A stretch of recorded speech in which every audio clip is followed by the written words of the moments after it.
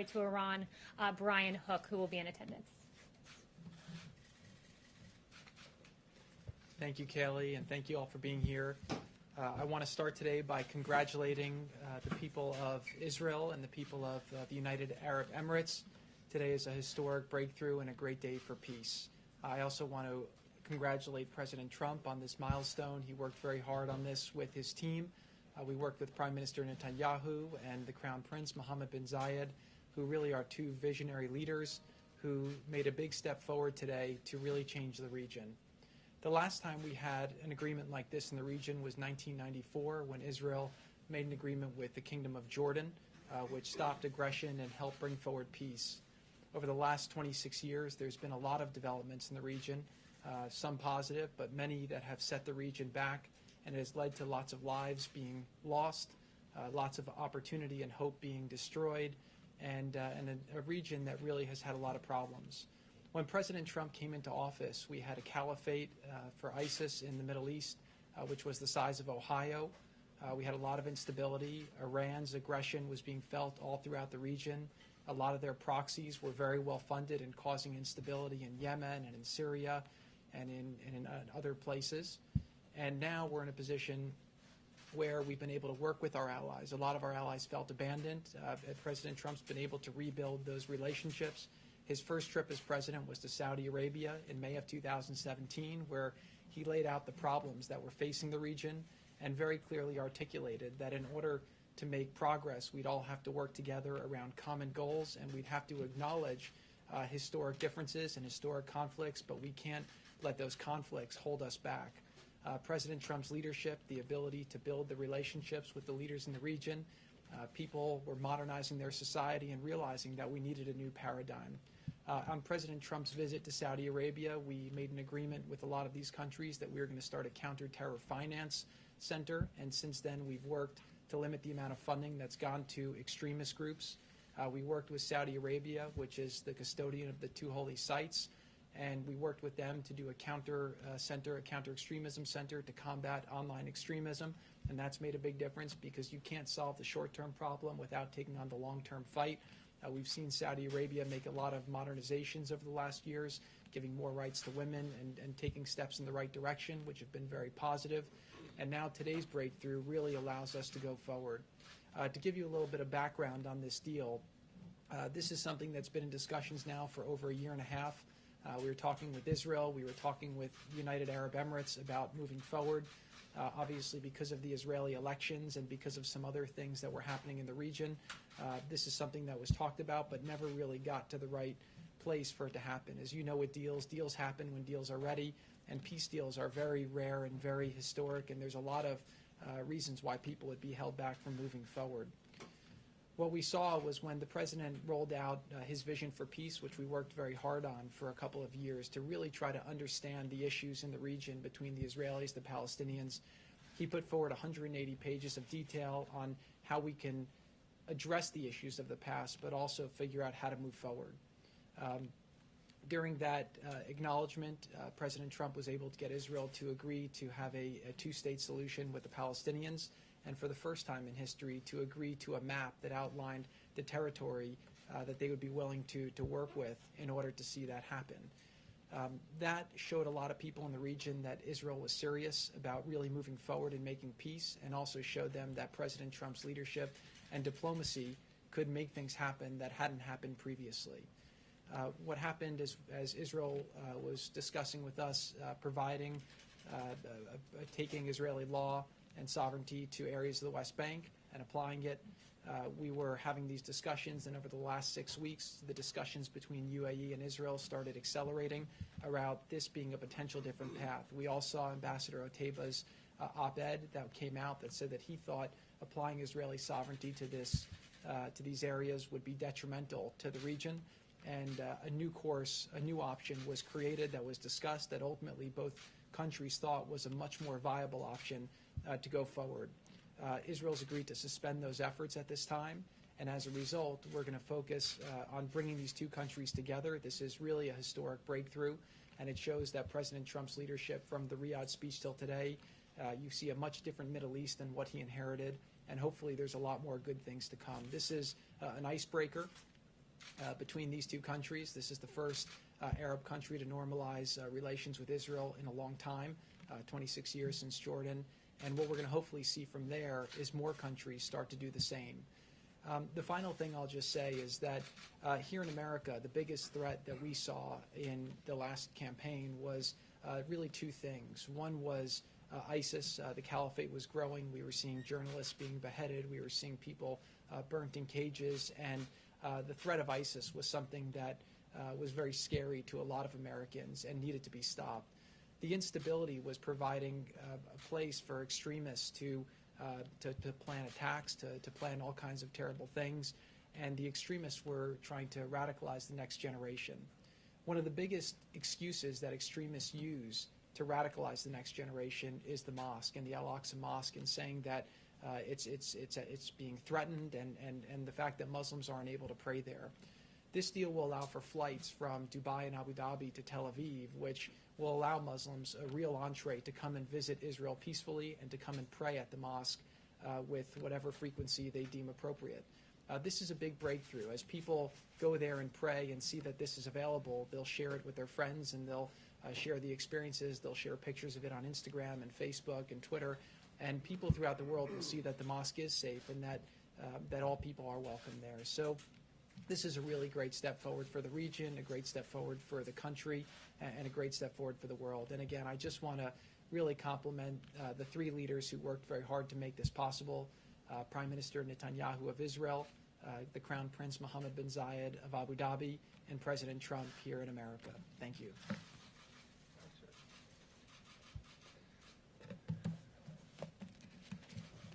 So thank you to Jared for that summary, and it's been extraordinary work by a number of fine diplomats working under President Trump's leadership to arrive at today's outcome. Jared Kushner has been at the forefront of those efforts. Avi, Brian Hook, and others have put in just tremendous work under the President's direction to get where we are here today. And I know, Jared, you don't have a diplomat title, an ambassador title, but we don't have a finer ambassador, especially in the region, than Advisor Kushner. So thank you for those remarks and for the really incredible effort. I want to start by congratulating today the President of the United States, the Prime Minister of Israel, Bibi Netanyahu, and Crown Prince Mohammed bin Zayed. This is a remarkable achievement, and the achievement is now will now be known in history as the Abraham Accords, or the Ibrahim Accords in the Muslim countries, or the Abraham Accords in Israel. It's something very special. It's something that doesn't happen very often. Very few of my predecessors as National Security Advisor have been able to come to this podium to announce a peace deal in the Middle East. It's a very rare thing. As I said earlier in the Oval Office today, the President is going to be known in history as one of the change makers and one of the remarkable leaders in the Middle East. And that's not something that you may have thought of when he came into office. But one of his very first steps was repairing our relationship with Israel, which had been badly damaged, especially in the last month of the prior administration. The President did something that was unheard of. Many presidential candidates going back 2 decades had promised if they were elected, they would move the United States Embassy in Israel from Tel Aviv to Jerusalem. President Trump had the courage to do it, and he developed wonderful credibility and a reservoir of goodwill in Israel. He recognized the Golan Heights as being Israeli territory and took those away from a very what could have been a very destabilized situation that we've seen develop in Syria. He destroyed the physical caliphate of ISIS, which Jared had said was the size of Ohio. It stretched across the Middle East, and terror reigned because of the caliphate. He brought justice to al-Baghdadi, who had killed so many Americans, Sotloff and Mueller and Kasich and Foley. He put maximum pressure on Iran and cut off much of the terrorist funding that was going to proxy wars in Yemen, in Hezbollah, in Lebanon, in Syria, and throughout the region. And today we have the Abraham Accords. And he's brought peace to the Middle East, at least peace between the UAE and Israel. And What I have said is the president is often known as the greatest deal maker, and he wrote the book The Art of the Deal, and he's considered a great deal maker, which he is. But I think history is going to remember the president for being a great peacemaker. He brought peace to Israel and the UAE. He has signed his diplomats signed a historic accord in Afghanistan. I want to remind people that we haven't had an American casualty in combat in Afghanistan since February 29th. He used his offices and his pressure to stop Idlib from being overrun in Syria, and brought a ceasefire agreement when Turkey had invaded northern Syria. A lot of people said that when he came into office that there'd be war in North Korea, but through personal diplomacy, has kept that situation from turning into a kinetic event. So it's really remarkable, I think, when you step back and take a look at what this president has done on the peace front. And it wouldn't surprise me. It'll take some time in this environment, but it wouldn't surprise me if the president's eventually nominated for a Nobel Prize. Today's work is an example of why he would be rightly considered and should be a front runner for the Nobel Peace Prize. So I also want to compliment the courageousness of Mohammed bin Zayed, the Crown Prince. You know, there have been two other great Arab leaders, King Hussein in my lifetime, King Hussein and Anwar Sadat, who made peace with Israel. And now Mohammed bin Zayed enters that pantheon of great, courageous Arab leaders. And I want to compliment Prime Minister Netanyahu in Israel, who was under tremendous pressure to extend Israeli law and sovereignty to portions of the country, but has stepped up against that political pressure to make peace, something that may have been politically popular, but he put the interest of his country and his people first. And so I think we've got some very courageous leaders that worked with the president to come to today's tremendous historic accord. Stepping back from what does this mean beyond the historic idea of a major Arab country making peace with Israel all these years after 1948, it makes sense on so many different levels. The UAE and Israel are both capable security partners of the United States and close partners of ours in the region, standing up to Iran, standing up to Islamic extremism. The peace agreement between these two countries will encourage and foster cooperation in those efforts. These are very innovative countries. Israel is called the startup nation, and for those of you who've been there, you feel like you're driving through Palo Alto, through half the country. The UAE is also a very innovative country. Putting those two nations together is going to create a dynamic of innovation and creativity in the region, and both countries are populated by incredibly dynamic people. There are tremendous opportunities that are going to arise from this agreement. Jared talked about the idea of Arab pilgrims and Muslim pilgrims going to the Al-Aqsa Mosque, going up to the Mount and having the opportunity to pray in peace in Israel. As you know, the president has made religious freedom, especially religious freedom in the Middle East, a centerpiece of his foreign policy. And this is a great step towards fulfilling the idea that the three great faiths that came from the Holy City, Christianity, Judaism, and Islam, will be able to pray and interact peaceably together in that beautiful city of Jerusalem. Tourism, with Abu Dhabi and Dubai and the other Emirates have become meccas for tourism, especially before the Chinese virus, the COVID virus. Israel is a great land for tourism. That'll expand trade between the UAE and Israel, which both have incredible economies. And again, as we recover from COVID, this agreement will help the economies of those countries and the countries in the region expand. And I think you're going to see an increase in jobs in all three countries as a result of these accords. With respect to the peace process overall, we've got a great team. That team is going to be fanning out. We're going to be working the phones. We're going to be in the region. And we believe that there are other countries waiting in the wings that are going to watch and see how the tremendous response to the courage of Prime Minister Netanyahu and the Crown Prince have been received by their people and by the world. I mean, I've already been on the phone with a number of European counterparts who have called to congratulate us for our role in this accord, but some of whom are astounded that this took place. And we also think that this could lead to a great deal for the Palestinian people. It's a people that the President of the United States, President Trump, has not forgotten. And he's endorsed a two-state solution. He wants to see the Palestinian people in a prosperous country of their own. And the groundwork has been laid for that. So I think we'll be working very hard on those efforts in the coming months and year. So again, today's a great day. It's a great day for the people of the UAE. It's a great day for the people of Israel, for their leaders. And it's also a great day for the United States of America as we played a role that we've traditionally played throughout the world in coming in to mediate in difficult situations and achieve peace and achieve prosperity for our friends and neighbors. And again, I'm honored to be a part of the President's team on this. And again, we'll end with congratulations to the President for his leadership, and again to Prime Minister Netanyahu and Crown Prince Mohammed bin Zayed. Thank you very much. Start with Steve. Israel agreed to suspend its annexation plan on the West Bank.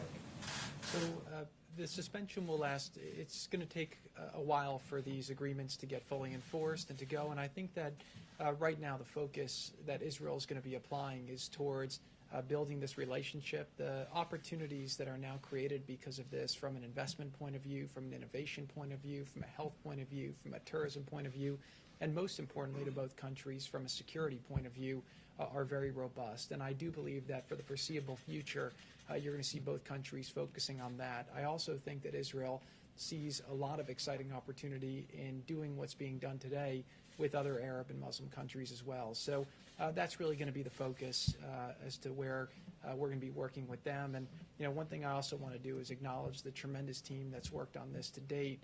Obviously, Secretary Pompeo has been leading the efforts. The Vice President's been very supportive.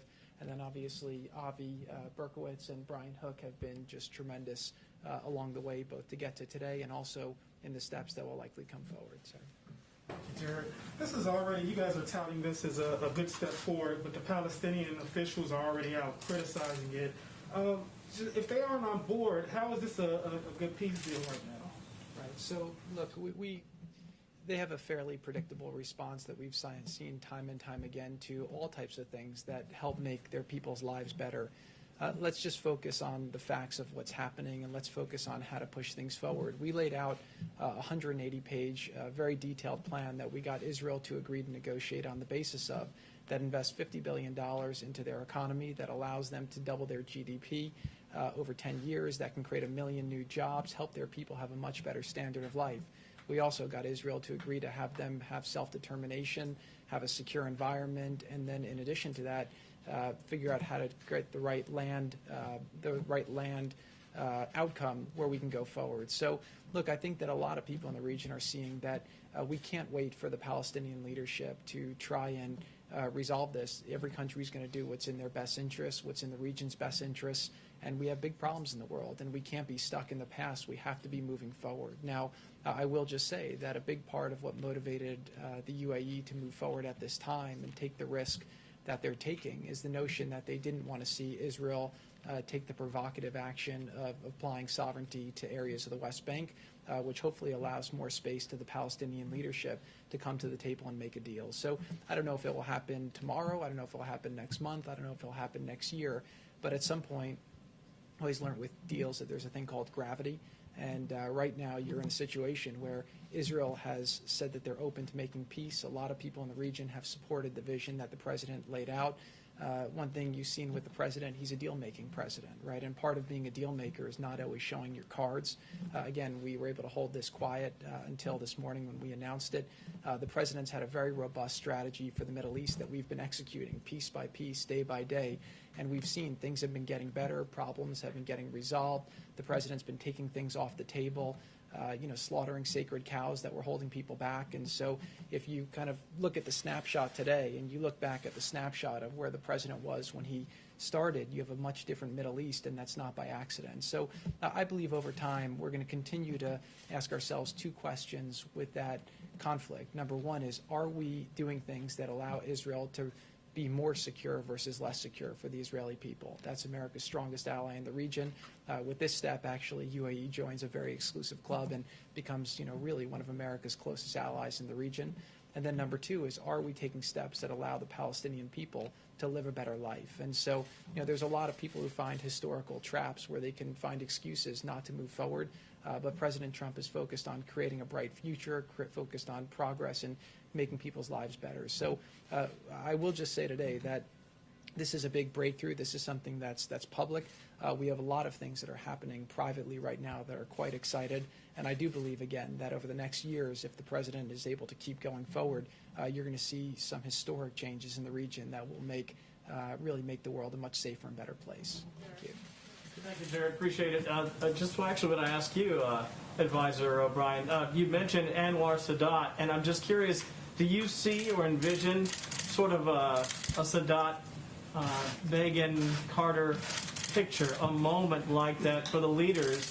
Because that's something I think people remember. I want to say it was 79, but going all the way back then. Right.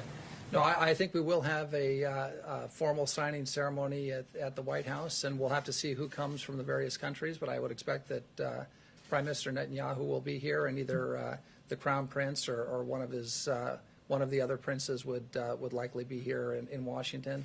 And I think it'll be a great day, and really.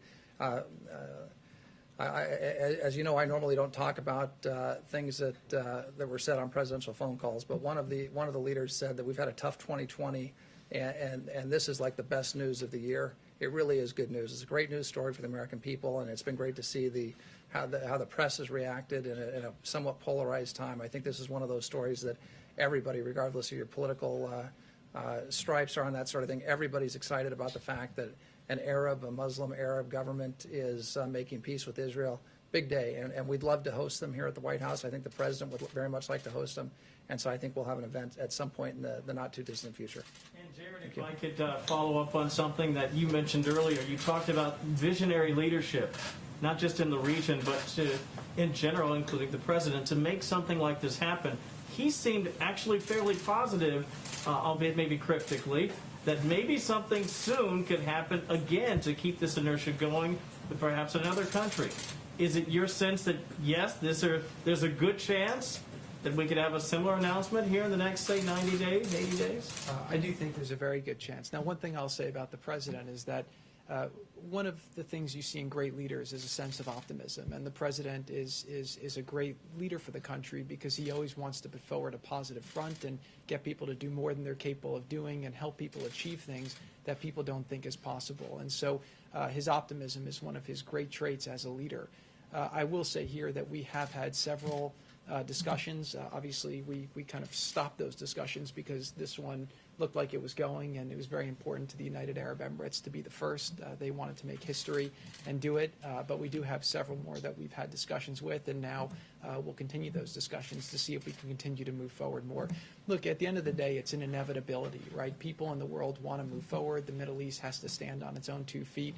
We have some great allies there. We'll continue to work with them and help them, but we'd like to see a security architecture and an economic architecture there where people have the safety and ability to live a better life, to have jobs, to have prosperity, and people need to believe that their children could have a better life than they can. And once that happens, people will choose a job over some of the other less good areas that they're being tempted to go to by the extremists. Thank you. Thank you. Couple of questions. First, you mentioned the flights. Can you tell us how quickly you expect to actually see those flights begin, embassies to open up, and to what extent is this strategy, in part, strategy and hope that Iran will be further isolated? I think Iran, if they want to move forward, again, the president's been very clear. He's not going to pay for a meeting, but he's always happy to talk to people. And that's part of him being a deal maker, and that's why, again, he was able to make this deal. He was able to make the deal for the OPEC Plus. He was able to make the U.S.-Mexico Canada deal. He was able to make the Japan trade deal, the Korea deal. We were able to get the FIFA 2026, the Olympics 2028. The president's a deal maker, so he'll always be flexible. I do think, though, seeing the two of the best militaries in the region come together should be something that people take note of, because it shows that, again, people are figuring out how they can optimize. And I do think that Iran has benefited from kind of dividing and conquering. Through their proxies, they've tried to create instability, and they've tried to have the Middle East divided, which is why they've always taken advantage of the Palestinian issue, and they've tried to stoke fear around that issue, and they've used it to keep people from joining together with Israel. You know, no Israelis ever killed an Emirati, right? There's not that hatred between the people, which is why there's no sense. So I do believe that we will start seeing interactions very quickly, and that both countries are very motivated, both from an economic point of view, from a tourism point of view, from a health point of view, from a technology point of view, to start moving forward quite quickly. Very, very quickly, if I could just follow up with you. You've been in the headlines recently. Just to give you the opportunity to respond, can you tell us why you were meeting with Kanye West? Did you discuss the election at all in any capacity? Yeah, so Kanye's been a friend of mine I know him for about 10 years, and you know, we talk every now and then about different things, and we both happen to be in Colorado, and so we got together and we had a great discussion about a lot of things. He has some great ideas for what he'd like to see happen in the country, and that's why he has the candidacy that he's been doing. But again, there's a lot of issues that the president's championed that he admires, and it was just great to have a friendly discussion. Thank you. Just to follow up on Steve's question, Netanyahu just did a live address tonight, and he said, we received a request to wait temporarily on annexation from President Trump. He said it's a temporary postponement. It is not removed from the table. I'm telling you that. So how long is temporary? Because you said it could be a long time. And did you get guarantees that they will adhere to that? Somewhere between a long time and a short time. That's what temporary means. But that's important for them to know how long temporary is. He's saying it's not off the table. It's not canceled. It's only being postponed. Look, our discussions with the Prime Minister have been very extensive over the last 3.5 years. We have a lot of trust between Israel and America. We've done a lot of historic things together. The people of Israel trust President Trump to make the right decisions that are in the best interests of Israel's security and prosperity. And obviously, Prime Minister Netanyahu and President Trump have a very close relationship. I believe that they will not take action to move forward unless we have an understanding between America and Israel that it's the right action at the right time. And again, you know, it's not like a binary thing to move forward or not. There's a lot of details. There's a lot of things that need to be considered. And we had a lot of those discussions over the coming months, and then obviously put those discussions on hold as this came about. So I imagine at some point in the future this is something that will be discussed. But today's a great day. This is a big breakthrough. This is a game changer for Israel. It's a game changer for the Middle East, and it's a game changer for the world. So I think for the time being, people are going to focus on that and focus how to optimize from that tremendous opportunity. Yes, if I could follow up on Christine. Can I just... Did you discuss the campaign, his campaign, with Kanye West? We had a general discussion more about policy. Jared, let me ask you about a different deal, one here in Washington. Democrats, Republicans are $2.5 trillion apart, it seems. From your view, do you believe it's possible right now of a Phase 4 deal coming together? Working with President Trump for the last 5 years on the campaign and through government, I would just say that with President Trump, anything's possible. So you never know. The president's accomplished a lot of things that people thought would never be accomplished. But to comment specifically on the deal, I'll leave that up to the negotiators. Since we seem to have exhausted questions on this topic, I'm going to pass it back to Haley. Thank you. Earlier, this is part of the deal of isolating Iran. The administration recently revised a UN Security Council resolution to extend the arms embargo on Iran. It is now shorter. It's lost a lot of tough language on Iran, but still, there's still a danger of veto from Russia and China. So some observers are saying that the administration is risking losing face if you can't get support over this deal. Can you comment on that? Well, the first thing is we're always going to do the administration is always going to do the right thing, and President Trump is always going to do the right thing. Whether it's losing face or there's a Russian veto or a Chinese veto, if the Chinese or the Russians veto the continuation of the arms embargo and want to start sending arms to Iran and destabilizing the region, that's on them, and that's not on us. So we're always going to take the position, the right position, and not worry about what the Russians or what the Chinese might do at the UN. If we did that, if we worried about that all the time, we'd get nothing done at the UN. We also have other tools that we'll use to deal with Iran to make sure that arms don't flow into Iran, that there's not further destabilization of the region. There are tools that we can use diplomatically, and there are other tools that we have. And nobody in the region wants to see Iran on the receiving end of a bunch of Russian MiGs or Chinese missiles or Chinese drones. The region's made that very clear. We've made that very clear. Israel's made that very clear. So I don't think that's in the interest of anyone in the world. It's not in the interest of global peace and security and prosperity. So we're going to continue to prosecute our case at the UN, and we're going to hope for the best. I hope the Russians and the Chinese do the right thing. They should do the right thing. And if they don't do the right thing, well, we've got backup steps that we'll take. Will you also support the snapback option?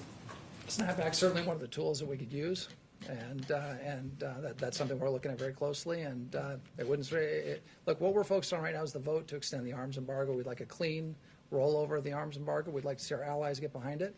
We'd like to see the Russians and Chinese get behind it. I just can't imagine any leader anywhere in the world who thinks it's a good idea to put advanced armaments in the hands of the Ayatollah and his regime, especially in today's Middle East. I mean, that just makes zero sense whatsoever.